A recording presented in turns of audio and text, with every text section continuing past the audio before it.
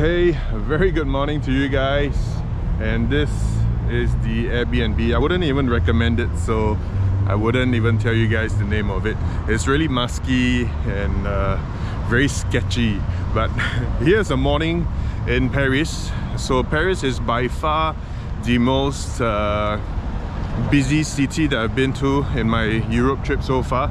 So here's a look at the city. So there's a lot of people commuting to work, I guess, and the cars on the streets, there are like a lot of them. And in fact, yesterday when we took a bus in from Belgium, there was a big traffic jam even at 11 PM at night. So yeah, I will give you guys a little bit of my thoughts later when I reach a cafe, because it hasn't been the best experience in the last like 6 to 7 hours. So I'll share with you guys my thoughts on Paris in a bit. While we're walking to the cafe, we came across this little park that is actually just outside the hotel, and there's a couple of dogs actually playing within the park itself. So you can see there's at least 5 to 6 dogs here having a good morning exercise. And it's quite lovely, this little park here. The Airbnb apartment is right there. Locality wise it's not too bad, but I think the way it's constructed and the way it's maintained is just really sketchy, so I wouldn't recommend this Airbnb. It's actually my first bad experience with accommodation in Europe so far. Everywhere else was great, you know, Estonia, Sweden, Denmark. So far there were some quirky parts, but on the whole it was okay, except for this one in Paris. So if you are selecting an accommodation here, you got to be a little bit more careful about the reviews. So as I was walking past the park, you can see that there are more sculptures right there in the park. So this is how the park actually looks like. I'm just gonna go up close to the monument to actually just take a B-roll of it. But other than that, yes, yeah, you got it again. Europe is just old buildings and monuments and museums. So let's go check the first monument that I come across in Paris.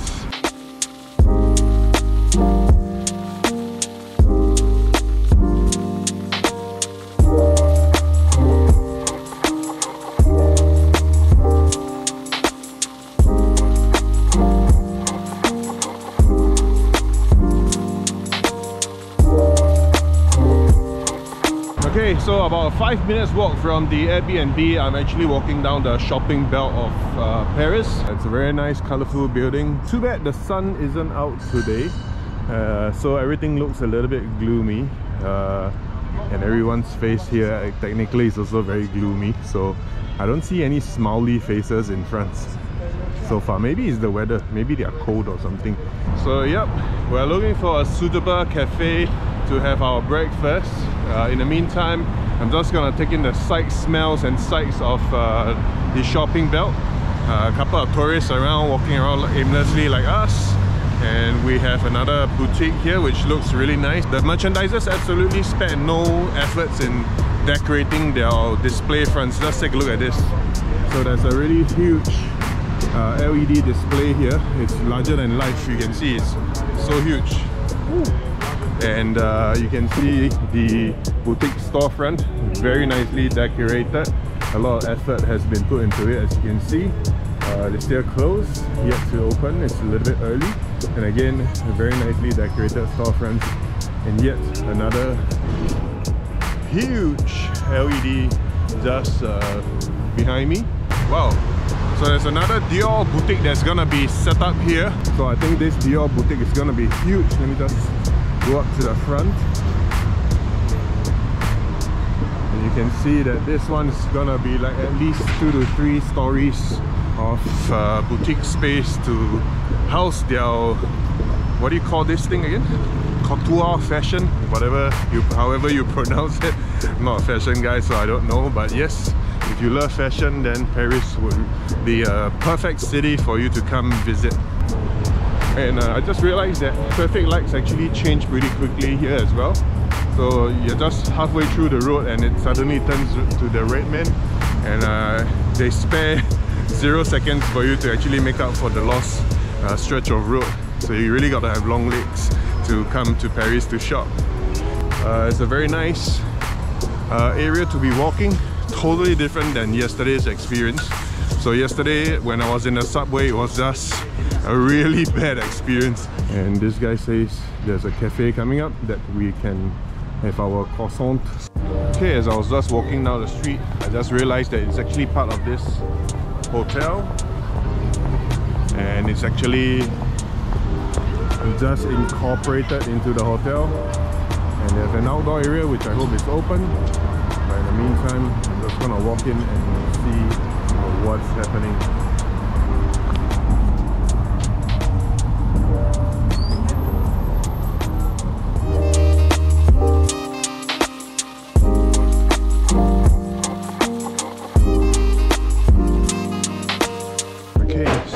Food has arrived, and basically it's some basket of breads, scrambled eggs, omelette, and some juice and coffee as well. So scrambled egg wise, I ordered the medium doneness.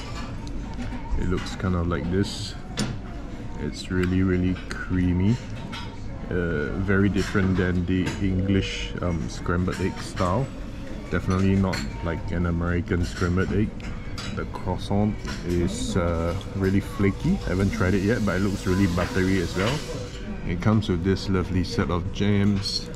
It comes with like a nice bread basket. So the breakfast set comes with this bread basket and a hot drink and a cold drink. So that's really worth it, because a la carte the cappuccino and the orange would have already cost 20 euros. So this whole entire set is just 20 euros. So the omelette is really nice. Yeah. This omelette is of a French style, right? I think only the French cook their omelettes like that.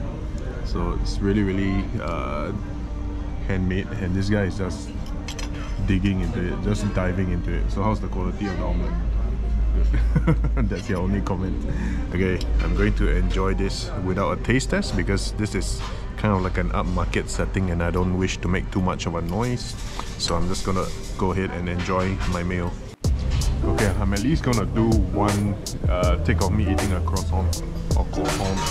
Okay, well, it's very nice, super flaky, crispy on the outside, flaky on the inside. Put a little bit of French butter, put a little bit of jam.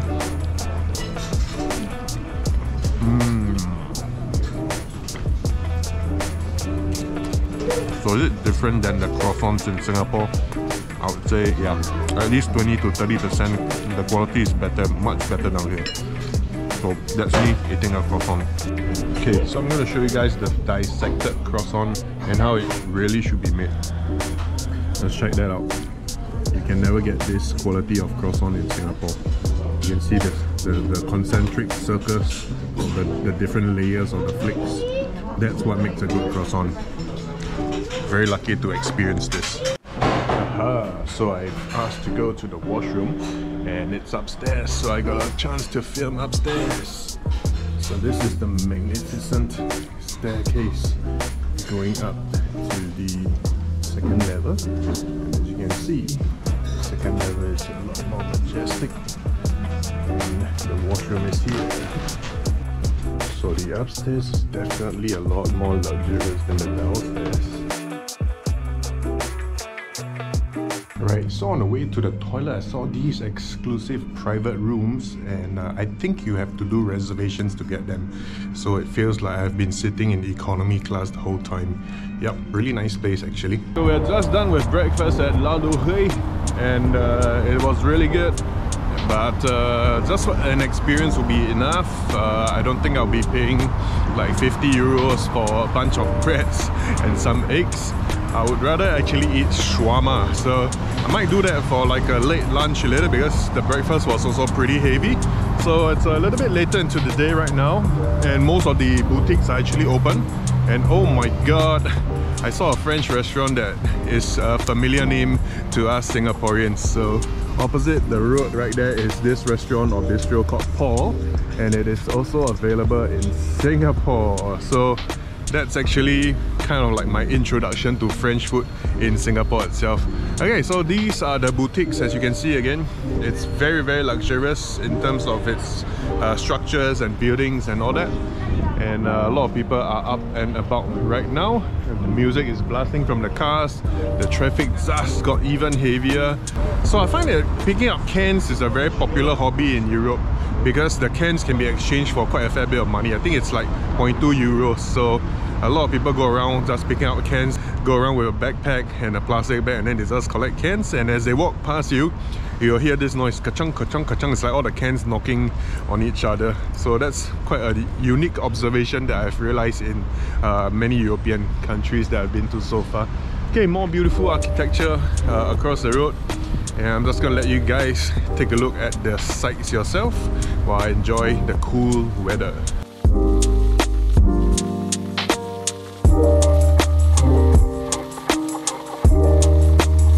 So this street takes us towards the Eiffel Tower, which is about 1.7 kilometers away.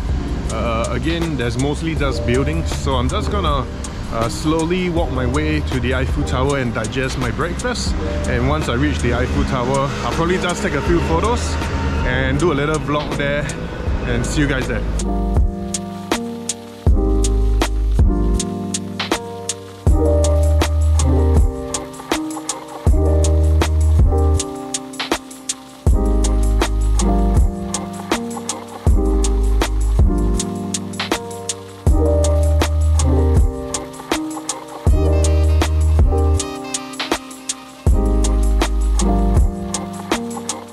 Okay, so just after about 10-15 minutes of walking, not very far, you can actually see the Eiffel Tower in the background right there. So we're walking towards it. I'm using a wide angle lens, so it looks further than it really is. From what I can see, it's probably only about a 5-minute walk away. So this is a typical traffic stop. As you can see, there's lots of cars and motorbikes and stuff. Woo. See, told you guys. Every time it turns green, you're only given like half a minute to walk. So I don't know, maybe the Parisians have got very long legs. I don't. The skies of Paris today are really gloomy, and it's really cloudy right now, but thank God it's not raining.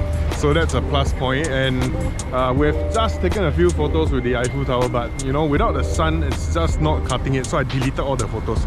So I'm only going to do a vlog here. Just check it out. And some guys on a gloomy river tour. Wow, it'd be cool to take a swim here. Some tourists.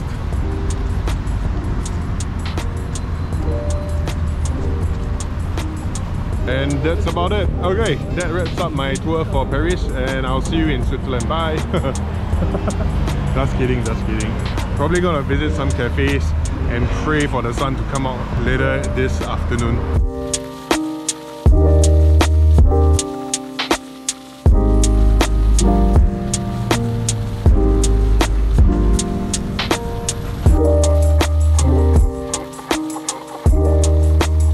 It's about 1 to 2 minutes from the Eiffel Tower, and we came across this very nice green building.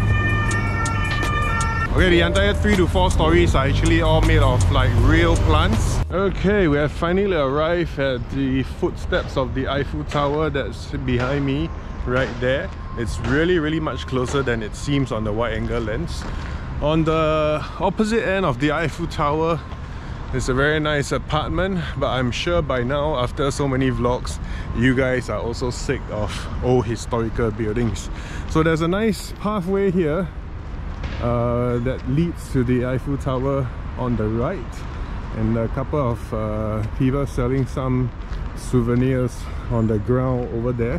Many people have advised me, if it's a crowded environment, to be very careful of your belongings, because there will be opportunists, criminals who will take an opportunity to either pickpocket or to, I don't know, grab some of your personal belongings. So do take note of that.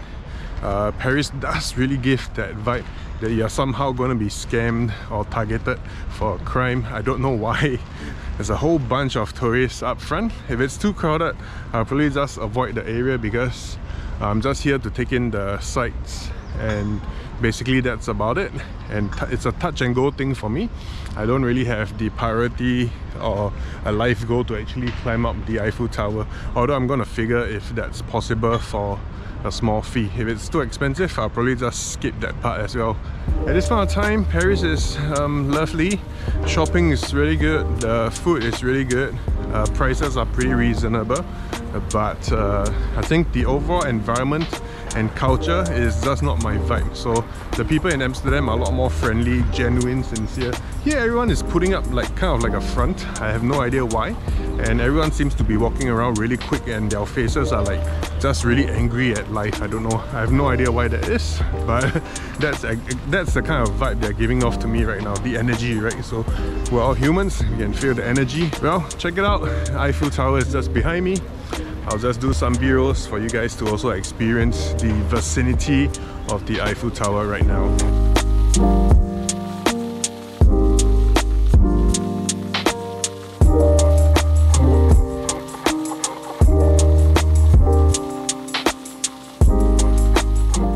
Put money, take money, put money, take money. There's a casino going behind. Some guy playing, I think it's called 3-cup Monty or something like that, where you guess where the ball is under the cup. So obviously there's some trickery involved, and that guy is just hustling all the tourists for their euros. Pretty funny. I thought it only happens in the back lanes of Geylang in Singapore. Well, it happens in Paris, right in front of the Eiffel Tower as well. So we're gonna just try to go up the Eiffel Tower. I've checked the prices, they're not too expensive. I think it's about 20 euros or so, but let me just take a look. Gotta go through a security check. I'll catch you guys online then again. Oh, there's another one, 3-cup Monty down here. Everyone's having a good game of 3-cup Monty, trying to win a little bit of money. There you go, 3-cup Monty. Hope they don't lose too many euros. So we just passed through security and it was a bit of a hassle. I really hate passing through this sort of security. And now we're inside the compounds of the Eiffel Tower. So let's take a look at this. This is the foot of the Eiffel Tower. There's a little waterway here. And this is it, the view from the bottom. It is pretty magnificent. It's definitely crazy big. It's like a super huge structure.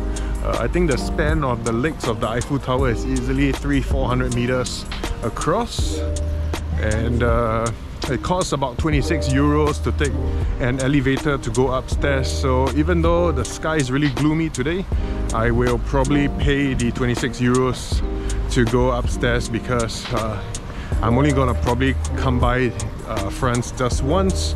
It's really not my thing. So, well, just take the opportunity to go up to the top of the Eiffel Tower and enjoy whatever view it might bring.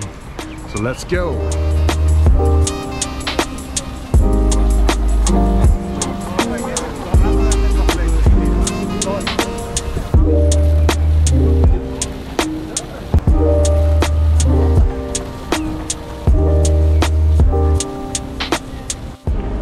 Heading to purchase the tickets, and I'm standing directly below the Eiffel Tower right now, if you guys can see. And although it looks very magnificent from like afar, when you're actually this close to the Eiffel Tower, it just looks like a big old bridge. So yeah, it's I wouldn't say it's like really very impressive. So yeah, I'm not really enjoying myself here at this point. But yeah, I'll still take you guys up, and hopefully it's a little bit better upstairs with the view. It's perhaps to do with the gloomy weather as well, that there's this vibe here. So I'm being as authentic as I can, you know. I'm not gonna just play out like an all happy trip just because I'm vlogging. So I just want to give you like my real feelings from my heart, right? So every other country I've been to so far, it was like a discovery, and the people were happy, friendly, and the weather was good. Paris so far has not delivered yet, so I don't know, could be some people's thing, just not mine. So let's go get tickets and try to go up to the top of the Eiffel Tower. Okay, so change of plans. As you guys can see, the queue is super duper long. And again, this is off holiday season. Can you imagine when the holiday rush and the travel the travel industry starts recovering, this queue will be even longer. But I think it's not going to be a big deal to go up to the top of the Eiffel Tower, so I'm gonna skip this part right here and I'm gonna go for some coffee. We do have a lunch appointment at 1 PM, which is supposed to be at a very good French restaurant. So instead of checking out the top of the Eiffel Tower, I'm just gonna go somewhere and chill and relax and wait for my lunch. So this is it. After lunch, the Eiffel Tower. After lunch, we will go to the most beautiful Starbucks in Paris. Okay, so he says that after lunch we're going to go to the most beautiful Starbucks in Paris and I can use the Wi-Fi there. Oh yeah, another thing is that Wi-Fi is so difficult to find in Paris. Every coffee shop here doesn't really provide you Wi-Fi, so it's not very digital nomad friendly as well. So yeah, another thing that's giving me like a bad vibe. So really not feeling it. Tower, and well, this is pretty much it. Okay, so there's one thing I learned about, like, you know, from all my travels so far. It's only been a week. No, although it's only been a week, I've been to about 5 to 6 different European cities. It's really the people that really makes or break your trip, right? So the vibe here, the people here really doesn't really helps like with tourism, because like there are no smiles. No one smiles in Paris. So although the views and the scenery is beautiful, you just feel like you're alone and you're like fighting with everybody else in the city, pushing your way around, you know. So if you're looking for a place with a good vibe, this is not it. So yep, you'll see a lot of street peddlers peddling their wares around the Eiffel Tower. You'll see a lot of tourists taking selfies, but that's pretty much it, man. So we're just gonna look for a cafe and grab some drinks before we go for a lunch appointment with my nephew's friend who's a resident of Paris, and she has actually booked us a nice reservation for a very nice restaurant, probably some real authentic French cuisine. So I'm looking forward to that, because probably there'll be like a more genuine connection because it's a personal friend, right, as opposed to everybody else who is just, you know, engulfed in their own battles, walking around Paris looking so angry and stuff. So the only people that are smiling are the tourists. Everyone else is just angry at themselves.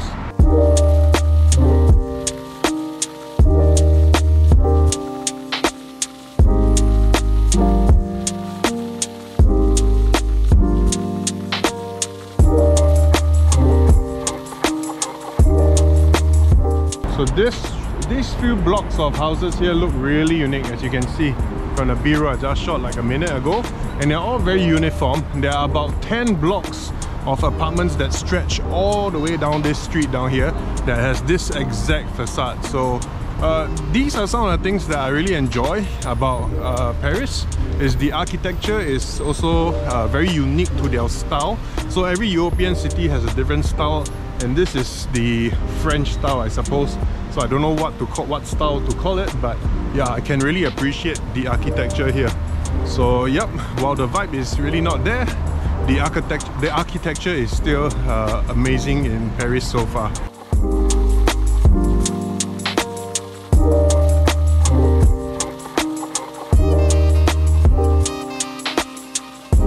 Okay, we're at the 1 PM lunch restaurant. So apparently this place is very authentic French cuisine. So let's see. It looks really nice. Oh, it looks really packed. So a lot of people are already having their lunch just before 1 PM. Okay, so this is a typical French bistro, and honestly the weather is really quite warm. Although it says 11 degrees, I'm wearing a t-shirt and it's like, and I'm still feeling warm, although there are some heaters around. We have turned them off. So this is a typical French bistro.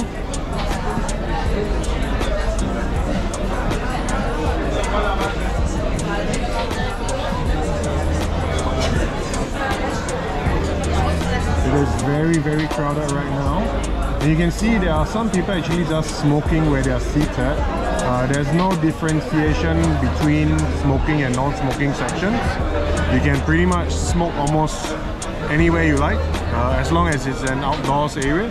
So this is an outdoors second level of the cafe, but it is still very warm and we're waiting for my nephew's friend to come, and apparently it serves very authentic French cuisine or French fare that yeah, everyday French people eat. So I'm really looking forward to sample some of their culinary delights. Okay, so finally the food has arrived, and we have ordered these 3 dishes. So the first one is a cold cuts platter with some wedges, mozzarella, rocket and pita. We also have like a mac and cheese pasta, just a regular fries, and this one here is ordered by you, is it? Yes. Yeah, okay, so this is the mussels, and I think it's in a, is it in a butter broth or coconut broth? It's like blue cheese. Blue cheese? Yeah. Oh, okay, so it's a blue cheese mussel dish. Okay, very interesting. So we're gonna do a taste test in a second, so watch out for that. Okay, so here's a taste test. And the first one, okay, so it's not mac and cheese, but yeah, I think I'm too Americanized already. So it's actually a cheese gratin with pasta. So it also encompasses truffle, like real truffle. So let's, oh, it looks really, really hot. So it's been layered with a bunch of cheese, different cheeses. And let's go, let's dig in and see how this tastes. So yep, you can definitely taste like a fresh kind of cheese. It's definitely not like those processed cheese or cheddar cheese that you regularly get at, in your mac and cheese. So in terms of the saltiness wise, it's not that salty. It's all really, really fresh ingredients, and I don't think they added salt into it. So food wise, yep, Paris, you definitely delivered. And there's a bit of rocket for their garnishing. Really good.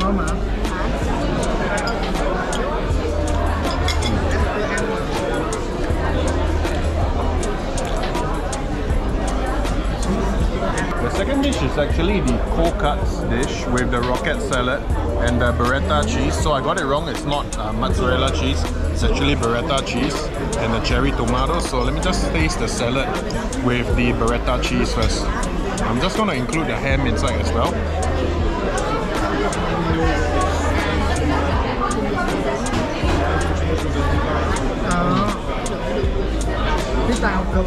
Okay, so this one wise, it actually encompasses the cheddar cheese as well as the vinaigrette. So it's pretty similar to what we actually get in Singapore in those Western bistros. So I would just say that the only difference is that the ambiance is waiting in Paris, but other than that, it's pretty similar to what we get back home as well. Quality wise, I would give it a good 8 to 9 out of 10. But it's definitely available in Singapore, so we don't really have to fly all the way to Paris to have this. The cheese is a little bit fresher, but other than that, everything else is pretty similar to back home.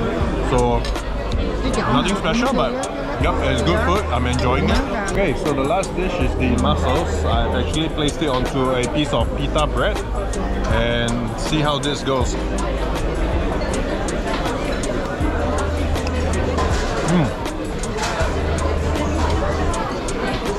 So the Masa Dish is probably like the most unique dish of all 3 of the dishes. It basically has actually blue cheese sauce on it, which I've never tried in Singapore before. So the blue cheese sauce really goes very well with the briny texture of the mussels. And if you're ever in France and you see mussels on the menu and they have it with the blue cheese sauce, you have to order this. So yep, this one here is really good. So I'm gonna dive in for more.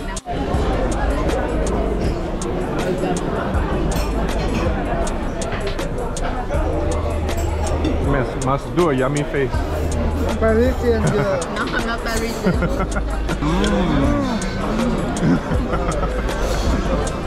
Okay, so dessert is here and I have no idea what this is called. So we gotta ask. Ta-da! What's this called? It's like what's the name? lava cake, you know it? Yep, but what's the name? Chocolate, fondant chocolat. Fondant chocolat. Fondant chocolat. Fondant chocolat. Okay, so it's like lava cake. And I'm just gonna try a spoon because I'm really, really full right now. Oh, okay, so it's hot fudge on the inside with vanilla ice cream on the outside. But it's French. Carefully, it's hot. Okay, so with everything French, it sounds a bit more fancy, but it's actually just lava cake. Okay, taste test in a second because it is actually hot. So I'm just gonna let it cool down for the next couple of seconds. Okay, I'm gonna do this.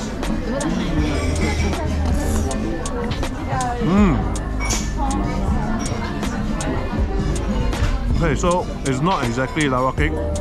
There's a layer of cake, but more importantly below it is actually chocolate mousse or chocolate cream. And the combination of the flavors and textures is from like a spongy cake and then all the way down to a creamy chocolatey taste. And the vanilla just covers up everything nicely because the insides are really sweet and the vanilla ice cream actually takes away the sweetness, which in a good way. And yeah, this combination definitely works. They have roasted peanuts on the top, and yep, I think not too many ingredients because I think it's gonna spoil the flavor if there was too many ingredients. So although the sights and sounds in Paris didn't excite me, the desserts and the pastries definitely do. So this is a good one. It's a must try when you come to Paris or France. Okay, so we've just finished lunch and we're right now in another area of Paris, which is the arts area. And this area has a totally different vibe than where the Eiffel Tower was. So there's a lot more tourists here. A lot of the tourists here are actually just from neighboring countries. And as you can see, the buildings here are even more magnificent. So I guess the vibe here would be better. So it was a really rough start for Paris for me. But right now I think it's getting better because here is a lot more tourist friendly and a lot more smiles, and I guess the energy and the vibe is better right here. So, oh yeah, it's also a lot less dirty than where the Eiffel Tower was. The Eiffel Tower area was really poorly maintained, but here I think because of the high volume of tourist traffic, they have to keep it clean. So let me just turn the camera around and show you guys the view from my perspective.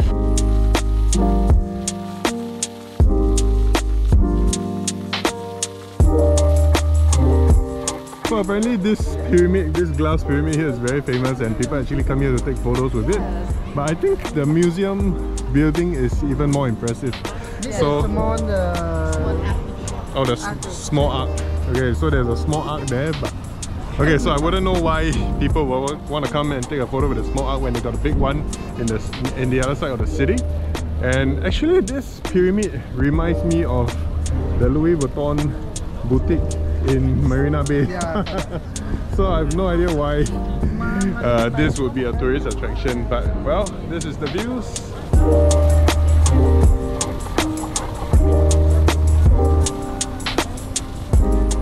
And yep, it's a super pretty site and they have a truckload of tourists down here.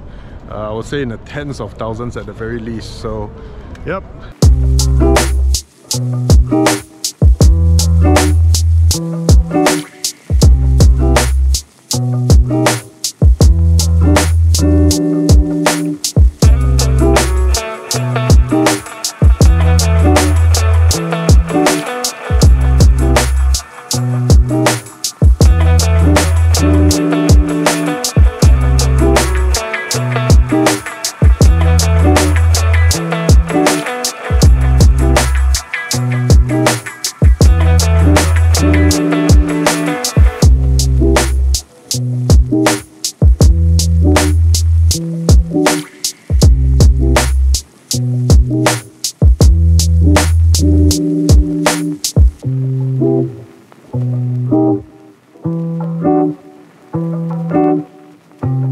This area of town is a lot more vibrant, and this one here is the opera house that we're going to right there. Again, due to the wide angle lens, it looks like it's very far away, but actually it's only about maybe another 2 to 3 minutes walk. So this is the view of the opera house right there, and of course surrounding it is all this amazing architecture. But quite frankly, I'm having a bit of building fatigue. I'm sick of looking at buildings already at this time, so really lucky that we're heading off to Switzerland tomorrow. That's more outdoorsy, so hopefully my building fatigue will actually rejuvenate. Oops. Okay, so we've just walked past the Opera House. We're not going to do a stop by there. So V is actually going to take me to the most beautiful Starbucks in the world, and it is right here in front of us. And yep, whoa, it does look very nice. Okay, it's got all these crazy looking decor, and yep, it's looks like your typical Starbucks but with a whole lot more interior design. And we're just gonna get ourselves a seat. Wow, these are my friends. So almost every table here has a laptop or MacBook, so it's definitely content creator friendly. So the issue with Starbucks everywhere is that everyone hoards their seat because everyone has their MacBook out.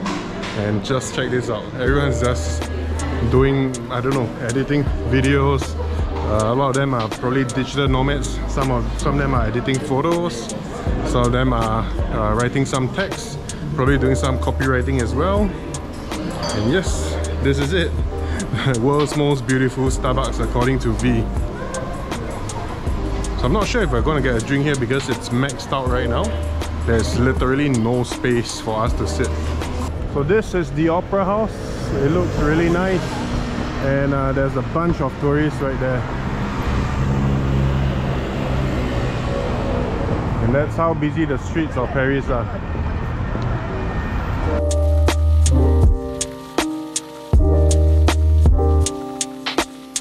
Okay, and so that was the back of the Opera House, but we are actually looking for a shopping mall to go have another coffee. So Paris is all about coffees and cakes and pastries and old buildings, but for the most part I think I just prefer the coffees and pastries. A really good time for me to just sit down, download some of my videos, upload some of my videos, and basically reflect about what I want to do in business and life. So that's about it. Okay, so we're right now on the top of a shopping departmental store called Galeries Lafayette, and behind is actually a view of the Opera House. And basically when you come up to their roof garden, you can actually take a vantage view of the entire city of Paris. So you can actually see the Eiffel Tower here as well. And basically it's a really gloomy day, so not a very good day for vlogging or taking photos, but there are a bunch of people here just soaking up the atmosphere and basically just enjoying the weather because it's not too cold, about 11 to 12 degrees, and really manageable in terms of the coldness, right? There's no coldness to me, it's just like aircon basically. So this is the view.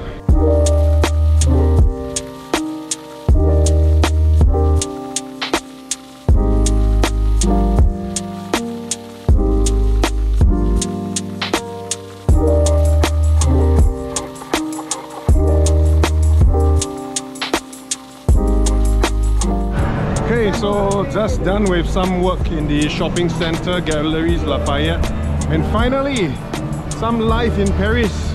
People having a song session right here in front of the Opera House. There's a nice audience of people, and there's a busker singing, and there are people finally dancing and not being angry at themselves. So and he has got a big audience as well, so finally, Paris, you have delivered.